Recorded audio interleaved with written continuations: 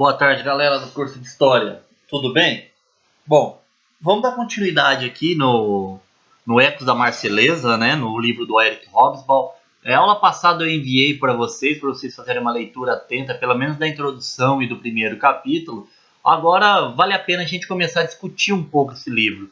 Principalmente aí nessa aula nós vamos estar abordando especificamente a introdução, claro, e o primeiro capítulo, na qual ele faz uma série de considerações, principalmente quando se trata de Eric Hobsbawm. É necessário uma leitura atenta, você tem que levar em consideração as orientações teóricas, não só dele, como de qualquer outro autor que vocês forem realizar a leitura. No caso aqui do Eric Hobsbawm, marxista, ele trabalha muito com a perspectiva do materialismo histórico. Tenham isso em mente. O professor Zé Renato, acredito que debateu com vocês amplamente o ano passado e acho que não é necessário nós verticalizarmos essa discussão. Bom, o Ecos da Marselhesa, do Eric Hobsbawm, ele vem com uma proposta diferente. Como vocês devem ter visto, ele escreve esse livro. Esse livro é escrito em 1989, né, na comemoração do bicentenário da Revolução Francesa, e é um trabalho na qual ele escreve enquanto ele estava como professor assistente na Faculdade dos Estados Unidos, e ele faz uma série de provocações ao longo desse livro.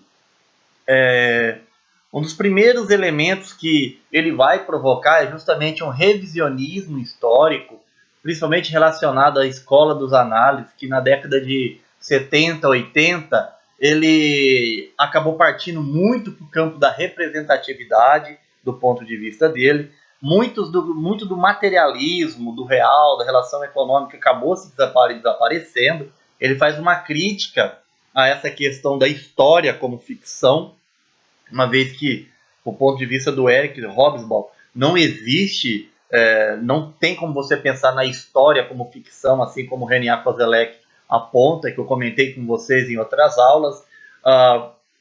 Bom, vamos lá. Literatura sobre a Revolução Francesa no seu país de origem extremamente distorcida. Ele já começa apontando na introdução que a leitura da Revolução Francesa ela foi extremamente distorcida, principalmente na própria França. A história de sua recepção, interpretação e heranças do século XIX e XX. Bom, o Eric Hobsbawm, diferente dos outros indivíduos que haviam escrito sobre a Revolução Francesa até agora, ele não vai falar especificamente da Revolução Francesa. O objeto dele não é a Revolução Francesa especificamente, mas sim ele quer entender a recepção da Revolução Francesa e as interpretações e as heranças dela ao longo do século XIX e do século XX, tanto no território francês como no resto do Ocidente. E principalmente abordando a perspectiva de como explicar as abordagens antigas e as novas. Como você explica isso? Porque no século XIX a Revolução Francesa é vista de uma forma e porque no século XVIII ela passa a ser vista no século XX ela passa a ser vista de outra maneira. É importante a gente questionar isso porque nunca se esqueçam o ponto, como aponta o Michel de Certeau, não se esqueça de onde o historiador está falando, de onde o Hobsbawm está falando, de que ponto que ele parte. Ora, é o marxista, preocupado com o materialismo histórico, ele está fazendo uma revisão sobre a Revolução Francesa, e é um livro magnífico, né? Vocês já devem ter contemplado aí pelo menos a primeira parte dele, na qual ele faz uma citação de uma série de autores que comentam sobre a Revolução Francesa. Bom, uma citação do Hobsbawm, atenção do ponto, desculpa, é um erro de digitação, vamos corrigir agora. Ó. Atenção ao ponto de observação. Hobsbawm realiza essa análise a partir do local que ele está escrevendo essa obra. É justamente naquele ponto onde ele faz uma crítica, principalmente a representatividade. principalmente a metafísica, na qual ele diz que da janela do prédio dele ele consegue ver prédios, ele consegue ver as ruas, ele consegue ver uma série de elementos do ponto da janela do prédio dele, e isso é inquestionável. Realmente está ali, ele não está tendo um delírio, não sofreu um AVC e está sonhando com aquilo. Aquilo ali realmente existe. Se outra pessoa sentar no apartamento dele, ali em Santa Mônica, e olhar pela janela, eles vão ver as mesmas coisas. Pode ser que pessoas diferentes foquem em pontos diferentes. Ora, uma ótima observação dele. Mas isso não quer dizer que ele vai deixar de ver. Tanto é que no livro ali ele cita, todo mundo vai poder ver o campanário da capela. Todo mundo vai poder ver determinado prédio. Você pode ser que você não foque, mas você vai ver isso. E partindo desse ponto de vista de onde você está, você observa, ele coloca pontos incomuns em relação à Revolução Francesa. Ele aponta que ele vai apontar que pelo menos 2 itens são inquestionáveis, praticamente quase inquestionáveis. Todos autores, revisionistas ou não, concordam com isso. O primeiro é a crise, né? Que a França vivia uma crise econômica profunda durante o governo do Luís XVI. O apoio francês à independência dos Estados Unidos como uma forma de revanchismo da Guerra dos 7 Anos também vai ser de fundamental importância para o agravamento da situação econômica. Claro, o terceiro estado vivendo na penumbra, ou seja, a população passando fome, uma miséria absoluta. E o outro ponto que ele vai citar que é em comum, a Revolução foi um episódio significativo, um episódio de significado profundo, único e sem paralelo na história do mundo moderno. Ora, a história da Revolução Francesa como um elemento de divisão do tempo histórico.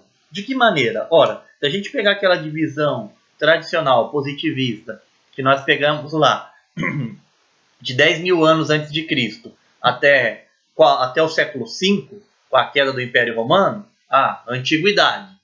Do século V ao século XV, até as grandes navegações, a Idade Média. Do século XV até 1789, Idade Moderna. 1789, Revolução Francesa, marco histórico. 1789 em diante, nós estaríamos vivendo o período contemporâneo. Então, independente do autor, independente do segmento que ele utiliza, positivista, escola dos análises, marxista, pós-moderno, nenhum descarta a questão da importância e do significado da Revolução Francesa. Por que nenhum vai descartar isso aí? Ora, outros historiadores tentaram fazer esse descarte. Principalmente em qual sentido? Ora, tentaram encontrar as cruzadas como uma revolução. Tentaram entender as cruzadas como um processo revolucionário, algo que marcou a mudança do cenário, mudou o cenário político e econômico europeu. Tentaram utilizar o cisma do Oriente, tentaram utilizar uma série de fatos históricos, mas nenhum deles produz a transformação abrupta, a transformação que a Revolução Francesa ocasionou.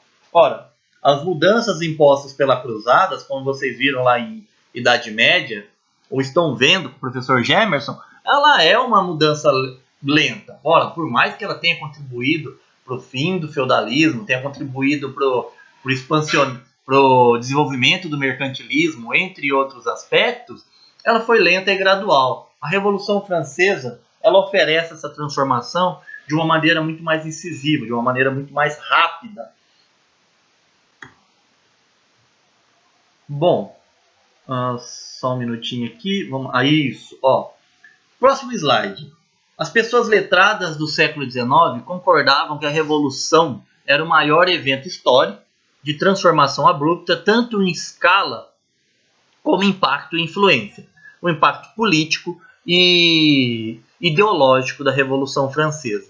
Esse impacto político e ideológico da Revolução Francesa, ele é, sem dúvida, como já comentamos, ele é singular.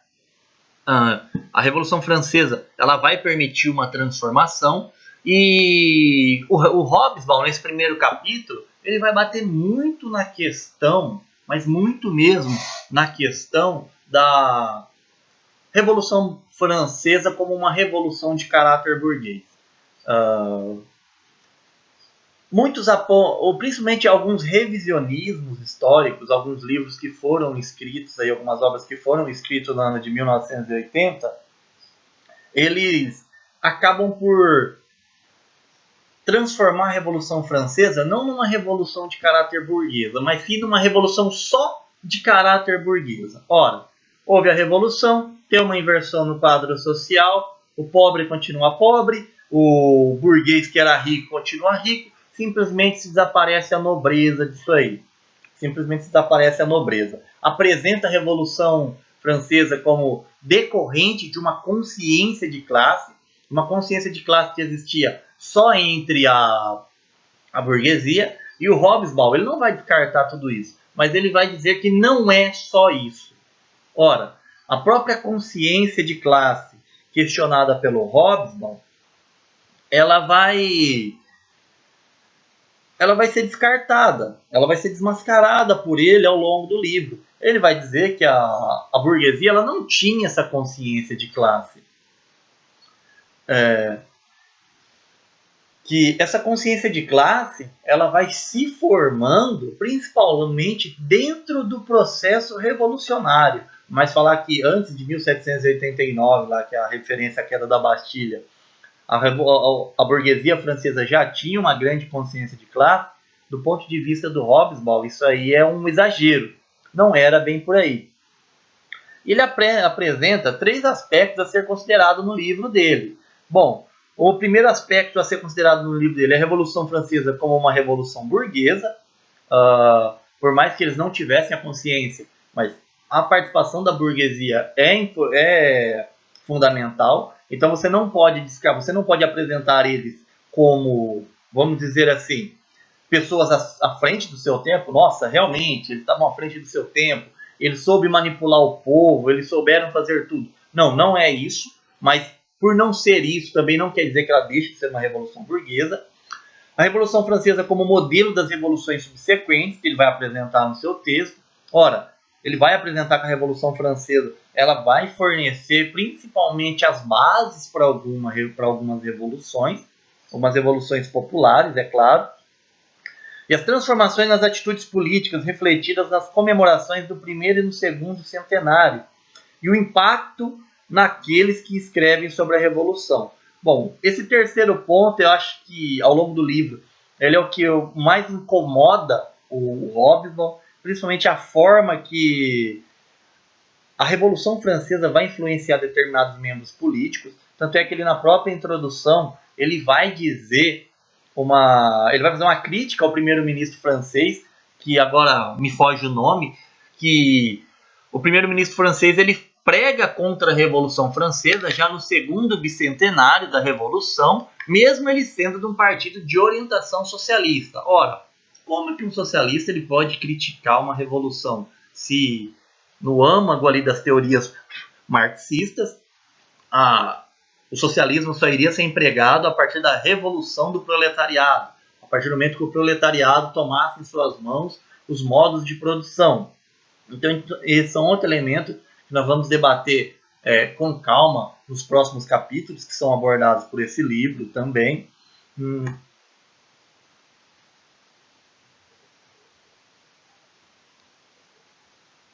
Sim, e a crítica que ele faz nesse primeiro capítulo? Um revisionismo dirigido ao que seria uma visão marxista da revolução.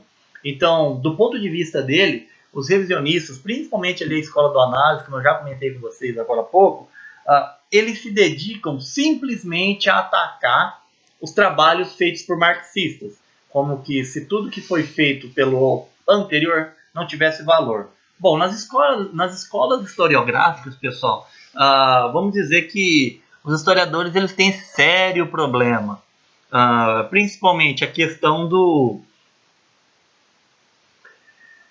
de ter uma teoria orientadora como o fundamento básico. O indivíduo ele leva a crítica, ele vai acabar levando a crítica a um pensamento teórico pro seu... vai acabar levando a crítica ao pensamento teórico pessoal. É como se fosse uma crítica pessoal a ele, não uma forma de interpretação da história.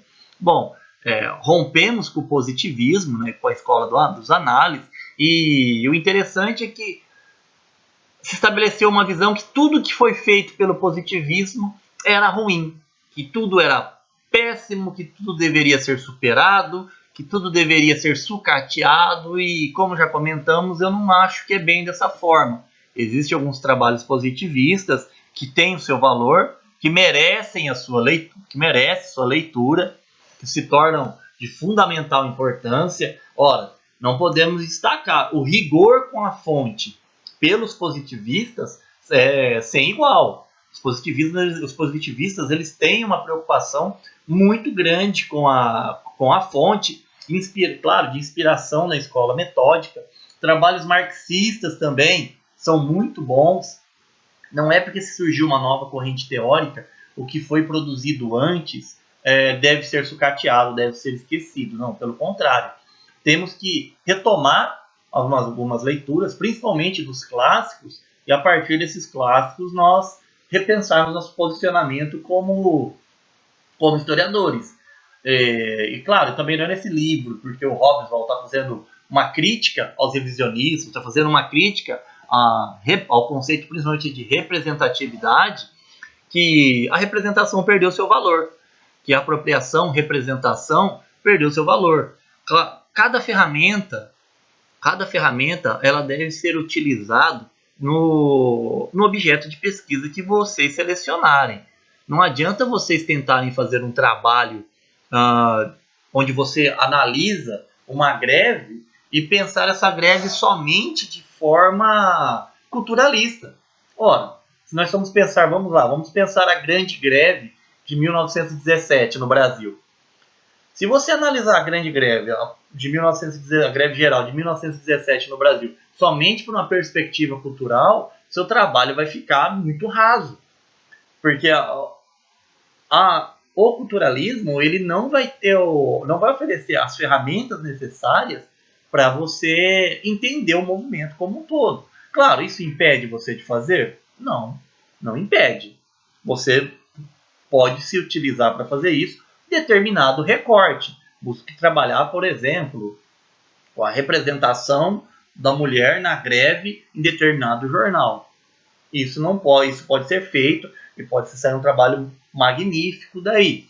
Mas busque observar o objeto como um todo.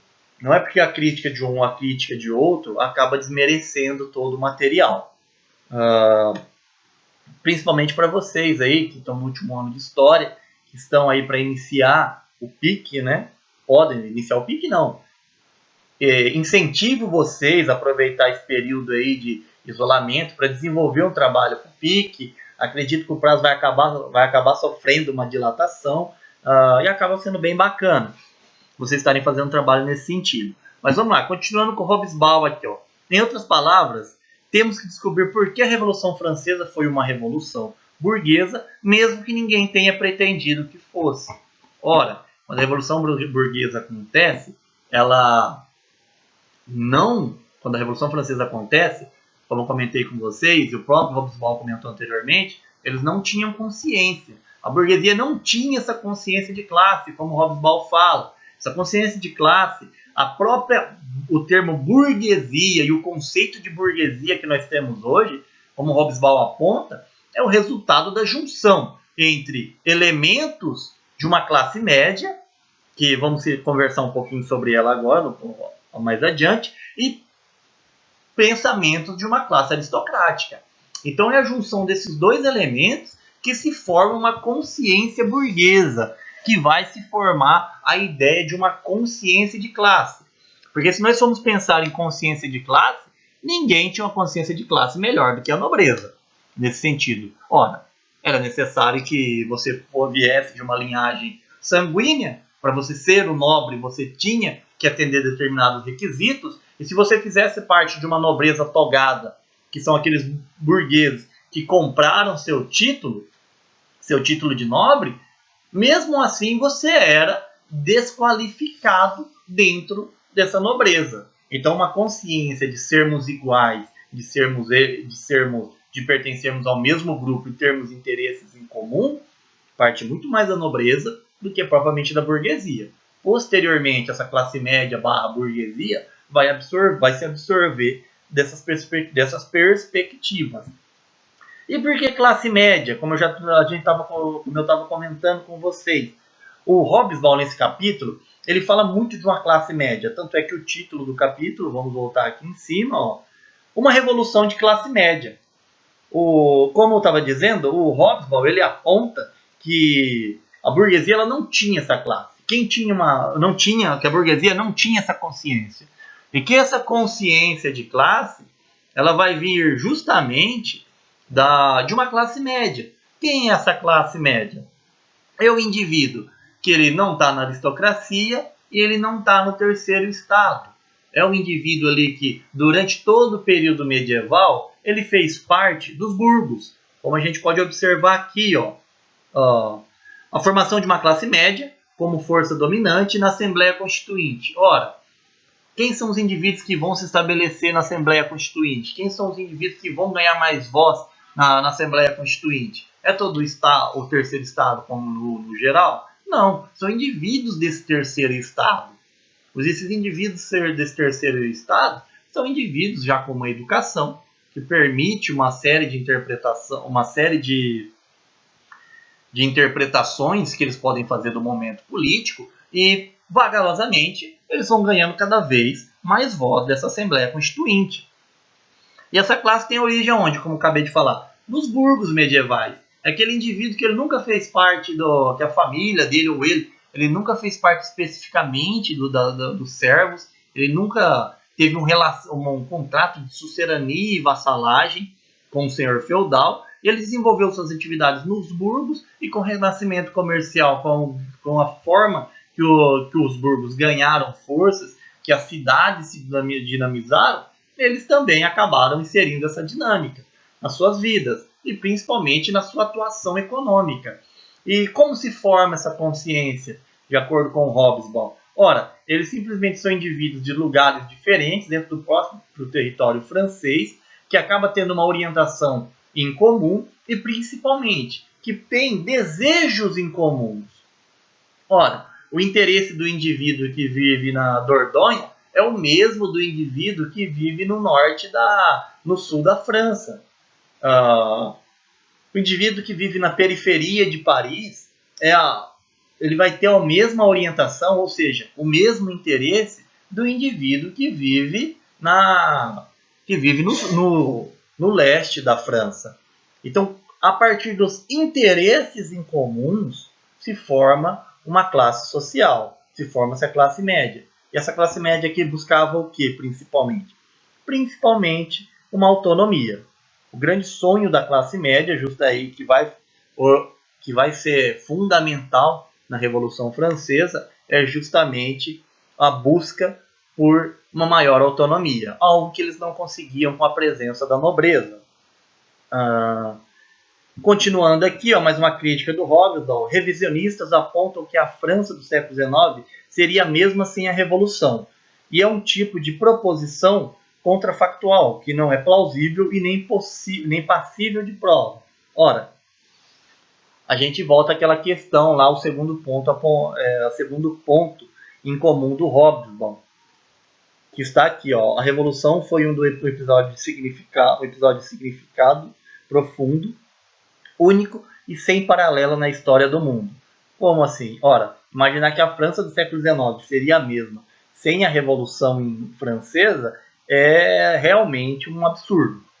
Independente de quem tenha escrito isso, acaba saindo totalmente da realidade. Ora, é muito difícil nós pensarmos a contemporaneidade sem a Revolução Francesa. Vamos pensar ali na Declaração dos Direitos Humanos, ela está inserida dentro do processo revolucionário. Isso aí nós temos que concordar com o Hobsbawm. Não dá para pensar a França, não dá para pensar o século XIX ou mesmo o século XX sem a Revolução Francesa.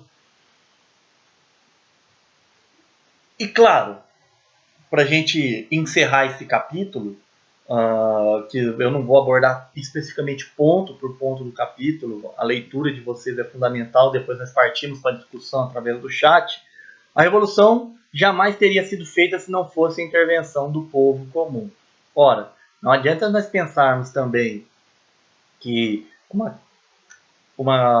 desejos em comum de uma classe média, ou mesmo, vamos chutar o balde, que uma burguesia completamente consciente teria sido capaz de fazer uma revolução. Nenhuma revolução no mundo acontece sem a intervenção do povo comum. A gente pode pegar a Revolução Russa ou qualquer outra revolução. Sem a participação do povo, não existe revolução.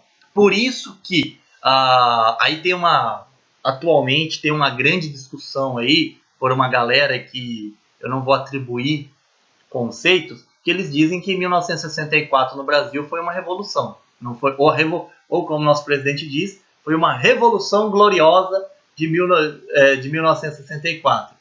Não foi uma revolução. Por mais que conte com o apoio de grupos populares, o grupo popular que está apoiando o golpe de 1964 é justamente uma classe média abastada, classe média alta. Não é o povão. O povão assiste o golpe de 64 bestializado. Eles não participam daquilo. Então não adianta agora tentar realizar um revisionismo, e esse revisionismo construir a 64 como um golpe civil-militar, como eu já vi em alguns livros didáticos, que não se caracteriza.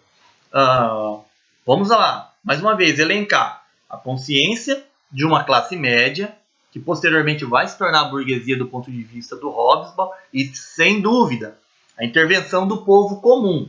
Sem o apoio da população, não acontece uma revolução. E essa revolução é de fundamental importância. Para a gente encerrar essa aula, pessoal, só vamos retomar rapidamente aqui os 3 pontos, para a gente ter em vista, para nós mantermos a leitura do livro. Revolução Francesa como uma revolução burguesa, que ele está abordando aí no primeiro capítulo. A Revolução Francesa como modelo das revoluções subsequentes, que nós vamos discutir no segundo capítulo.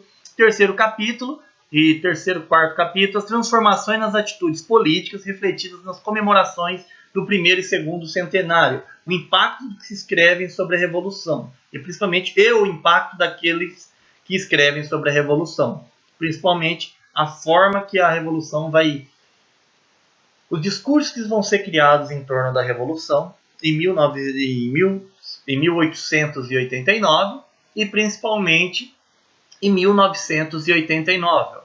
Curiosidade, 1989, proclamação da República Brasileira. Olha a influência. Lembrando, o Exército Brasileiro aí na Primeira República, ele luta de azul, vermelho e branco, em homenagem à Revolução Francesa. Se vocês tiverem interesse, assistam o filme Canudos. Está disponível no YouTube. Ele dá uma noção bem bacana sobre a atuação do Exército Brasileiro na Primeira República. Galera, valeu, forte abraço. Qualquer dúvida aqui, utilizem o WhatsApp, utilizem a plataforma. Eu vou estar disponibilizando essa aula. E dúvidas que ficaram, não hesite em entrar em contato. Forte abraço, a gente continua.